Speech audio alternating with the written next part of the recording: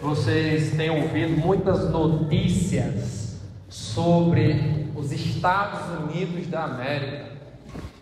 E certamente todos vocês têm algo a admirar deste país, além dos distúrbios, na verdade fora esses distúrbios que há nos últimos dias.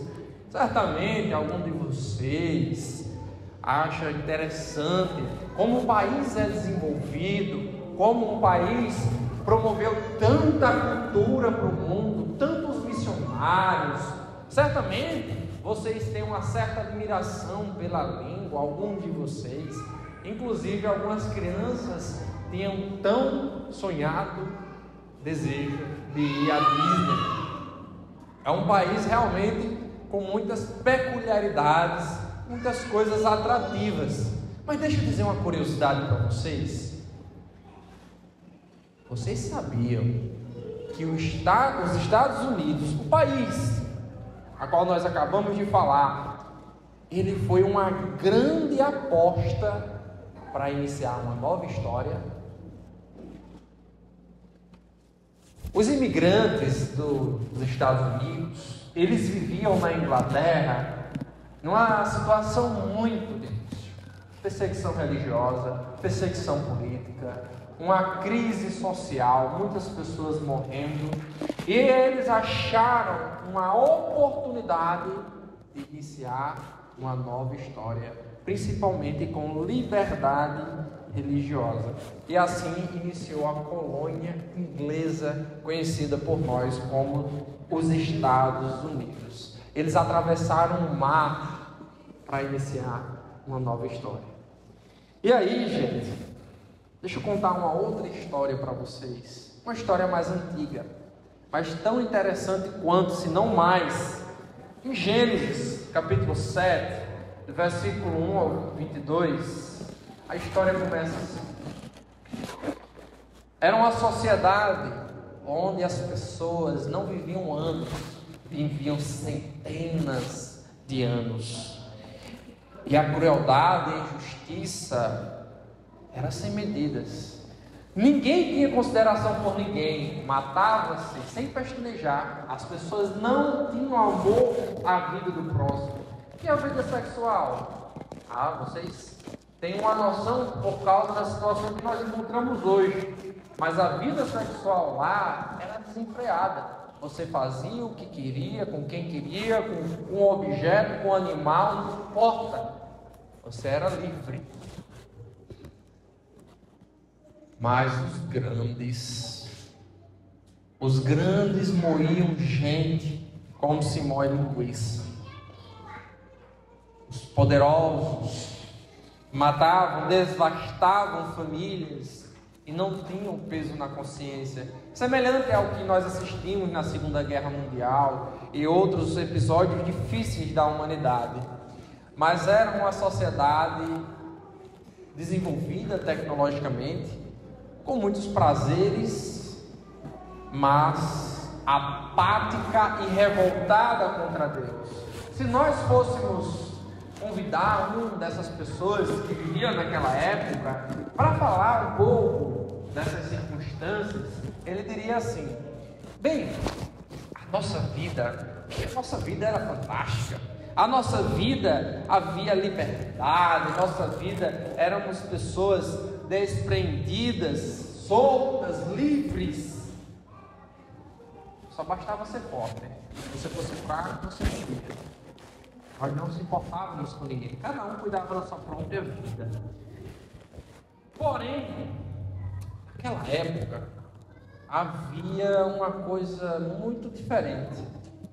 Havia um velho lunático chamado Metusalém e o seu neto Noé. Eles eram pessoas intolerantes, que diziam asneiras a respeito de nossas vidas, dizendo que o Deus deles, coisa prepotente, né? Destruiria as nossas vidas, acabaria com tudo. E os caras passaram 120 anos falando essas mesmas besteiras. Mas o tal Noé, o neto ali de Metusalém, Ele foi o mais louco de todos da família. Ele começou a construir um barco assim, tamanho de uma cidade. Para quê? Nunca teve uma chuva forte. Aí ele começou a construir esse barcão.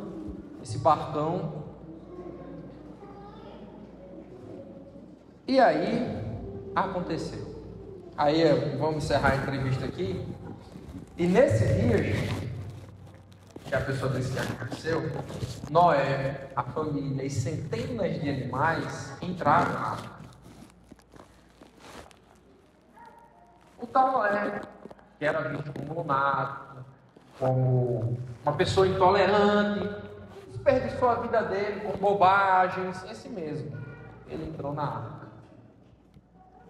Ele entrou na arca e de repente veio um forte vento e estourou o chão com colunas de água, e a água descia das nuvens de maneira nunca vista, de modo copioso, e de repente Deus fecha a porta da arca, e em questão de segundo, casas estavam sendo submersas, e as pessoas desesperadas não sabiam para onde fugir. Em segundos, a água ia correndo, e Noé e sua família, onde estavam?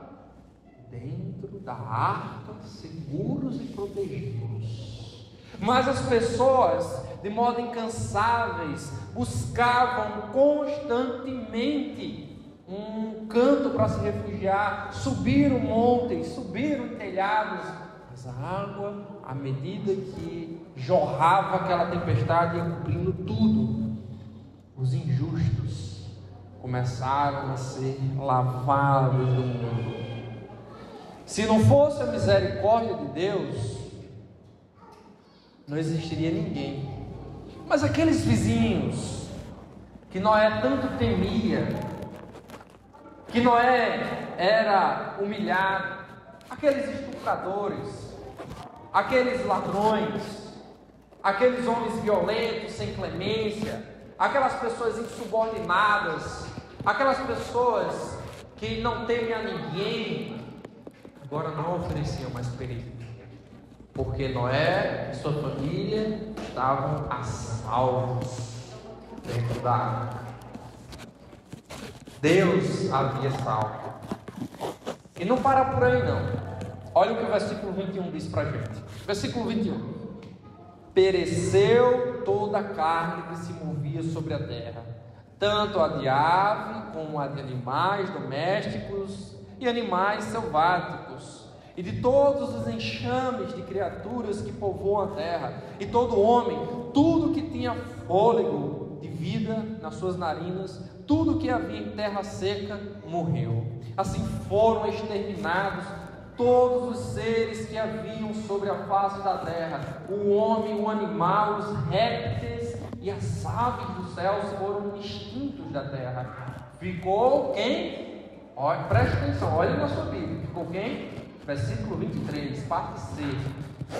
Noé e os que com ele estavam na arca. E as águas, durante 150 dias, predominaram sobre a terra.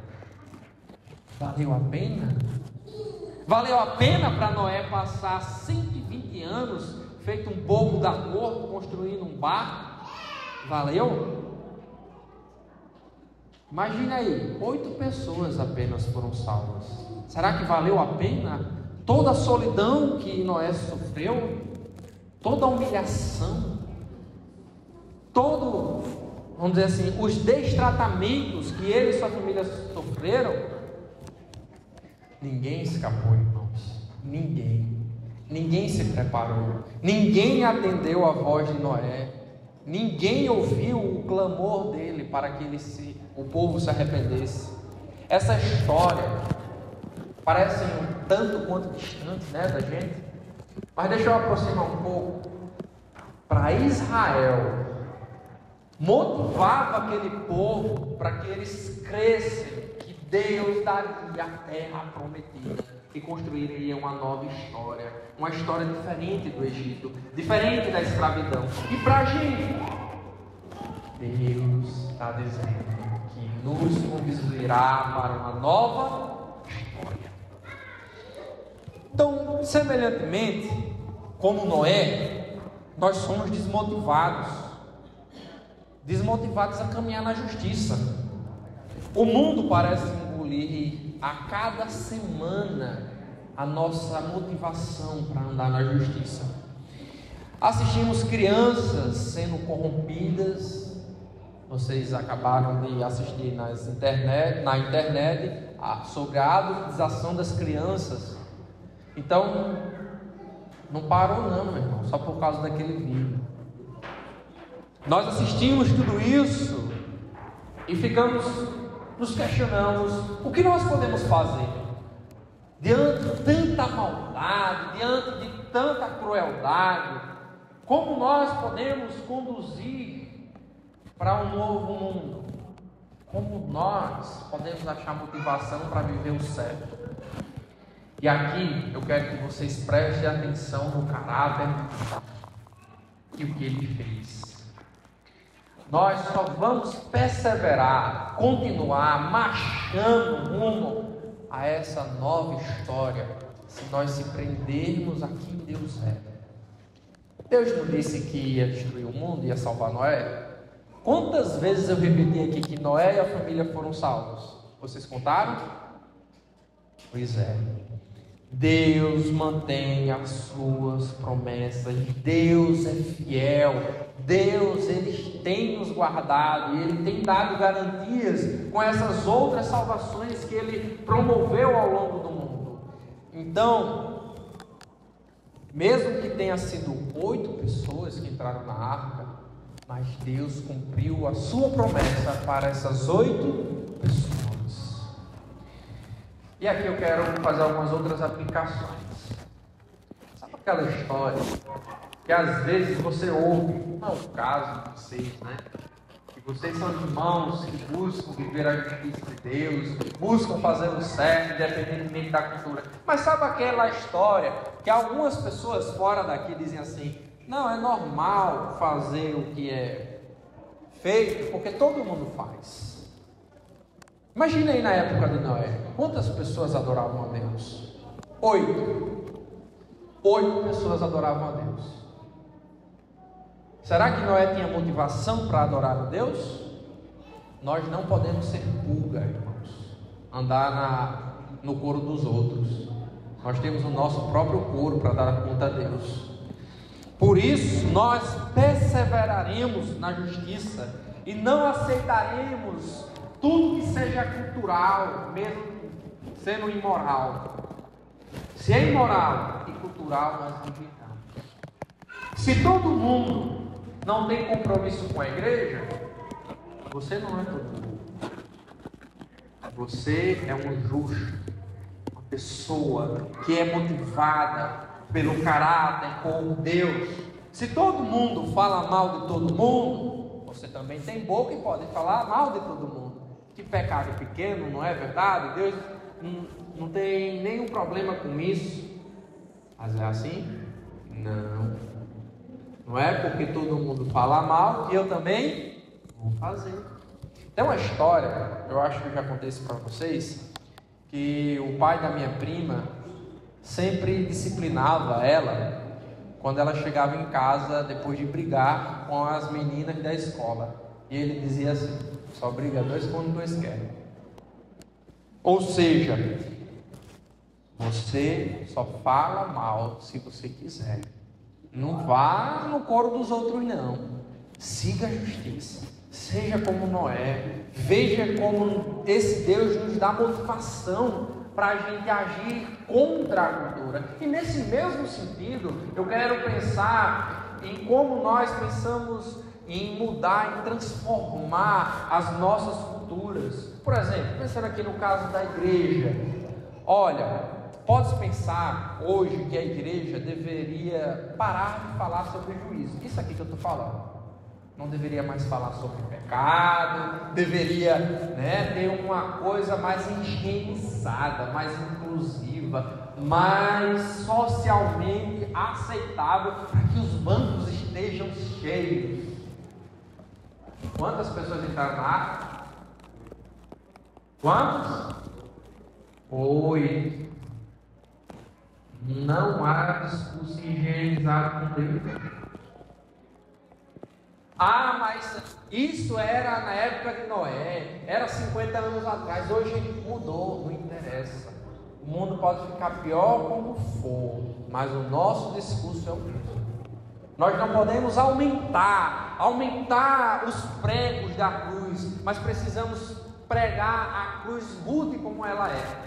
Nós precisamos pregar a mensagem confrontadora de Deus como ela é. Sem isso, de modo nenhum essas pessoas entrarão na arca, estarão nos bares esperando o dilúvio chegar. Vamos pensar aqui em outra coisa. No passado, na época dos nossos avós e bisavós, os casamentos eram para toda a vida. Hoje em dia, o miojo é causa suficiente para um divórcio, porque os casamentos são apenas contratos que existem enquanto ambos estão satisfeitos. Mas hoje os casamentos não duram, e nós precisamos lidar com essa realidade, não sermos tão exigentes com os casamentos, porque as pessoas são de lares divididos, a realidade do mundo é assim, e nós não podemos cobrar dos irmãos para que eles mantenham-se fiéis, mantenham-se sacrificando, mantenham-se ali firmes no compromisso com seu cônjuge. Inclusive, não é só no mundo, até na igreja nós assistimos essa difícil realidade. Então vamos deixar essa história de casamento para toda a vida e acabar com esse voto até que a morte se separe, até que o casamento dure. É assim? Não. O padrão de Deus é a aliança. A aliança não acaba, o contrato acaba, a aliança não, é diferente. Então, mesmo que o mundo viva o divórcio, nós não vamos tolerar. Nós vamos lutar pelo casamento. Acontecerá? Acontecerá. Infelizmente, os corações são duros, o pecado é grande, mas nós vamos lutar, nos sacrificaremos, ajudaremos os casais que estão passando por essas dificuldades.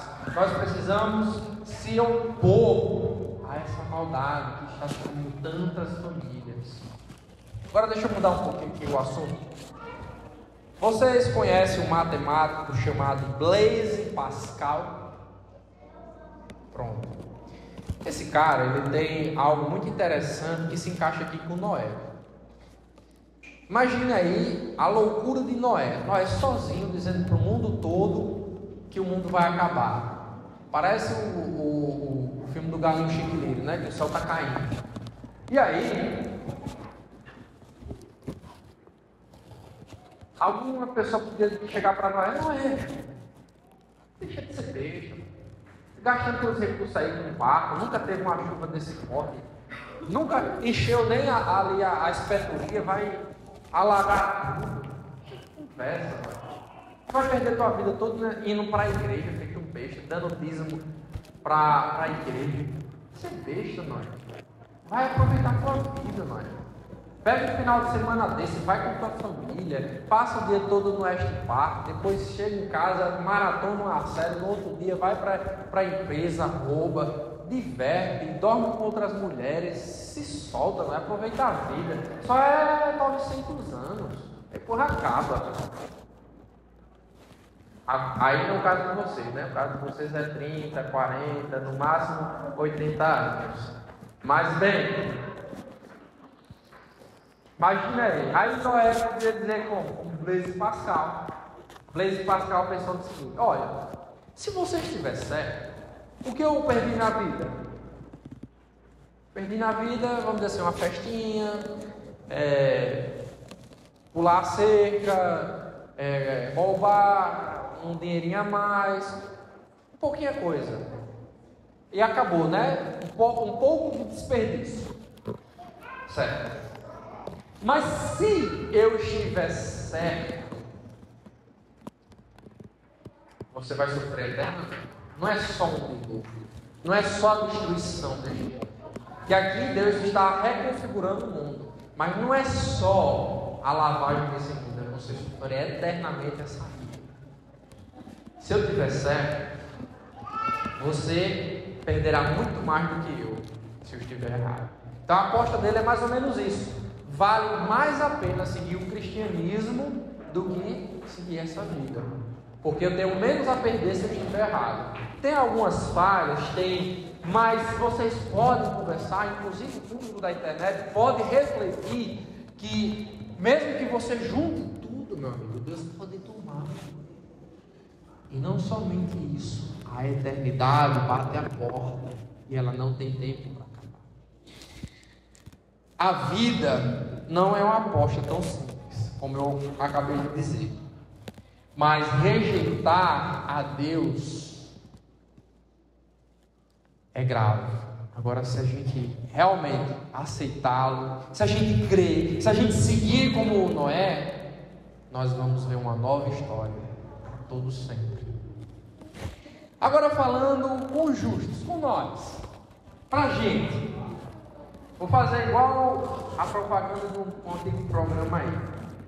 Você está cansado de correr atrás de conceitos do mundo, igual um carro que não sai da oficina?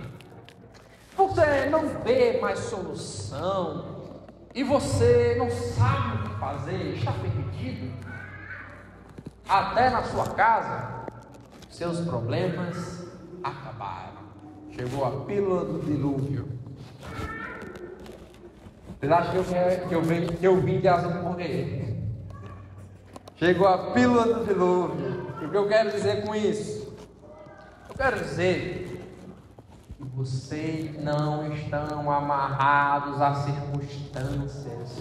Vocês servem, perseveram diante de um Deus grande e onipotente, um Deus que lhe chamou no passado, mas um Deus que tem capacidade de desenvolver o seu futuro. É um Deus que criou a terra através de sua palavra e destruiu no piscar de olhos.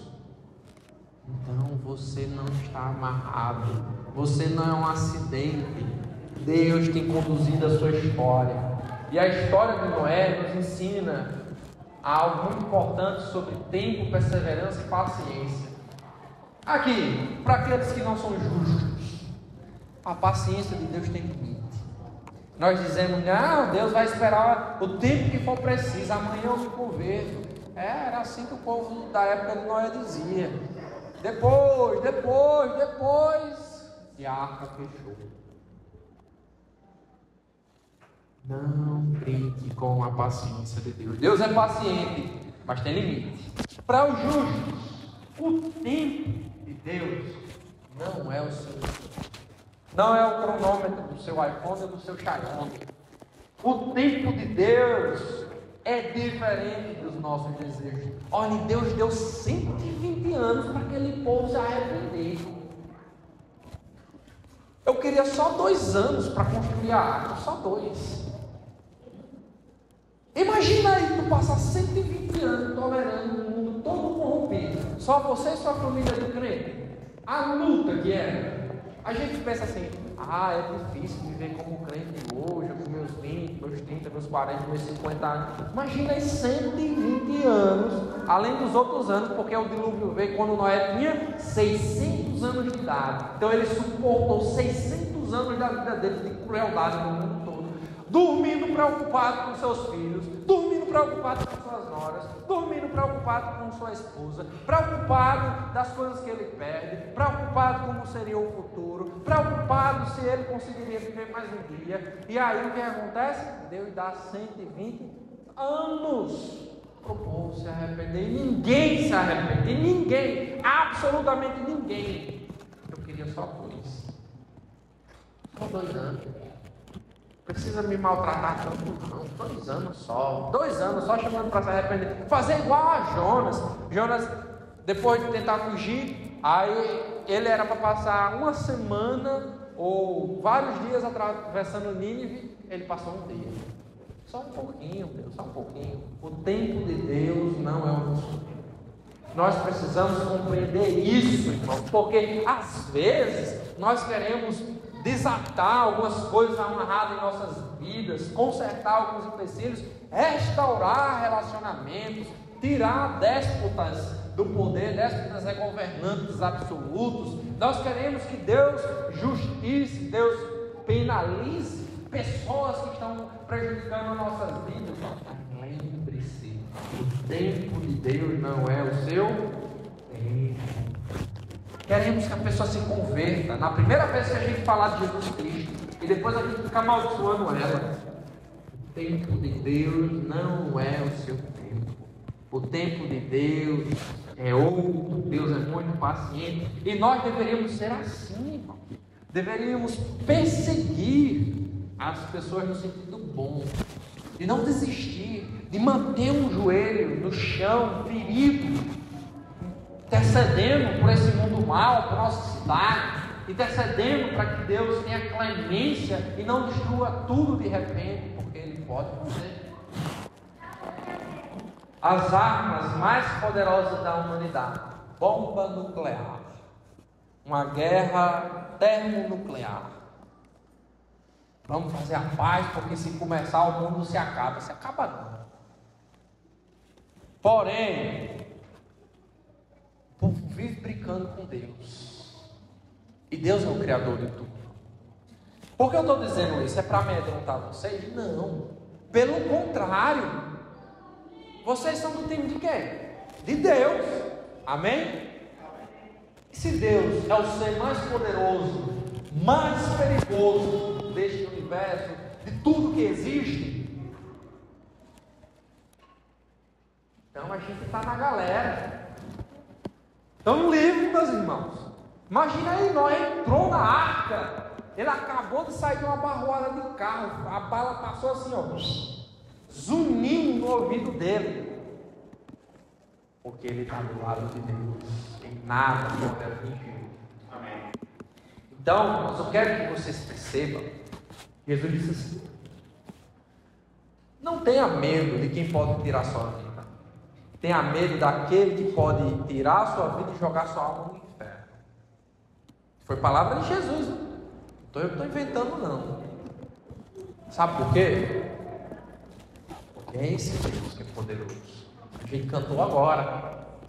Esse Deus que transforma. É esse Deus que devemos temer. E é esse Deus que nós agora temos relacionamento, temos amizade e fugimos de sua ira através de Jesus Cristo.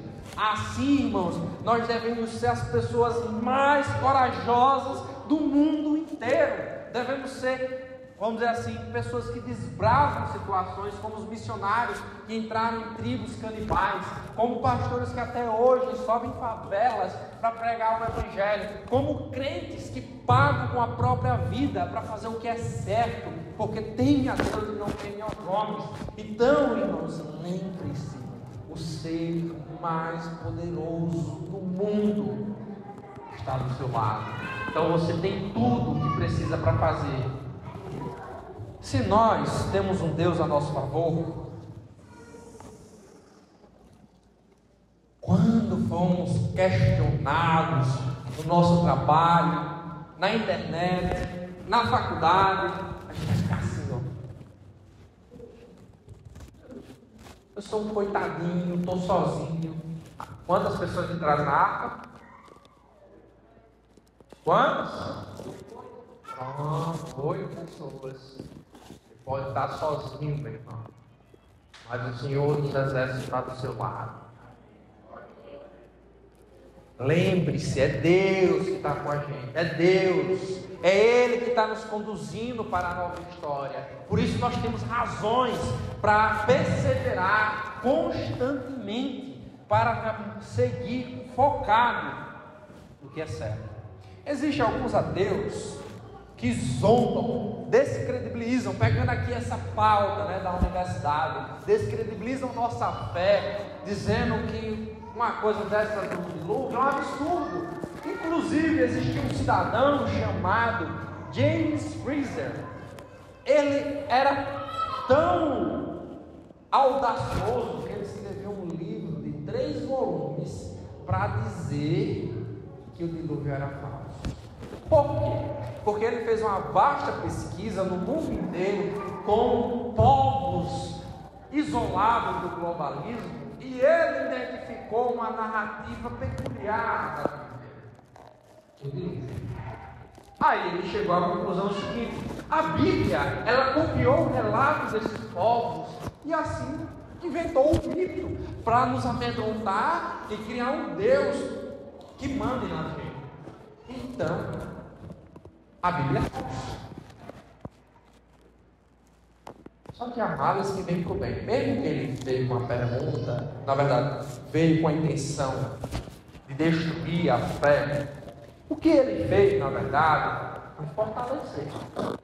Povos isolados no mundo inteiro testemunham do mesmo evento, o dilúvio, reforçando a narrativa bíblica. Lógico que essas narrativas há diferenças e elas têm inconsistências das quais a Bíblia apresenta-se da melhor maneira, mas de toda forma, essas narrativas, esses povos são testemunhas. São testemunhas de que Deus é verdadeiro. São testemunhas que esse Deus é poderoso. São testemunhas que nossa fé não é uma fé medíocre, mas uma fé resistente de um Deus poderoso que está nos conduzindo para um novo mundo. Lembra? No princípio criou Deus os céus e a terra. A terra estava sem forma e vazia, e o Espírito de Deus pairava sobre a face das águas. Então Deus está criando uma nova criação através das águas. Lembra quando Moisés tira o povo do Egito? Qual é a última coisa que acontece? Travessia do Mar Vermelho. Através das águas, Deus tem criado um novo mundo, uma nova história. E aqui eu quero deixar um alerta para as pessoas que ainda seguem o caminho da injustiça. Não desperdice o livramento de Deus. Não seja como essas pessoas da época de Noé, que pensaram, que duvidaram, que rejeitaram a proposta de entrar naquele barco de doido. Em outras palavras, não rejeite a proposta da cruz. Jesus Cristo trouxe a única solução que nós temos de escapar do juízo de Deus, que é a morte pelos nossos pecados. A cruz dele. Se você rejeitar, você será como as pessoas e serão abraçadas. Será abraçada pela ira de Deus. Não perca essa oportunidade, porque não existe outro jeito. Não existe jeitinho brasileiro para passar por Deus. Não existe esse jeitinho. Arrependa-se hoje. Creia. Entregue sua vida a Jesus Cristo. E para a gente, eu quero finalizar assim. Irmãos, mesmo que seja algo terrível, a destruição do mundo, mas lembre-se, é a restauração do mundo, é o livramento do mal, de nossas preocupações, é a paz completa, não somente a paz com Deus, mas a paz em todos os nossos relacionamentos. A mensagem de hoje é um clamor para que vocês sejam motivados na fidelidade de Deus e nos guiar para essa nova história. Lembre-se que Deus fez tudo isso para nos dar confiança que Ele está cuidando e continuará cuidando de nós. Não se assustem com as notícias internacionais, nacionais. Haverão guerras, haverão desordens, haverá fome, mas o nosso Deus não nos abandona. Ele é que fecha a porta da arca, é Ele que providencia a arca, é Ele que manda a chuva, é Ele que sempre está conosco e nos conduzirá para essa nova história. Amém? Amém. Mas e Noé? Ficou lá boiando? Deus se esqueceu dele? No próximo sermão. Vamos orar?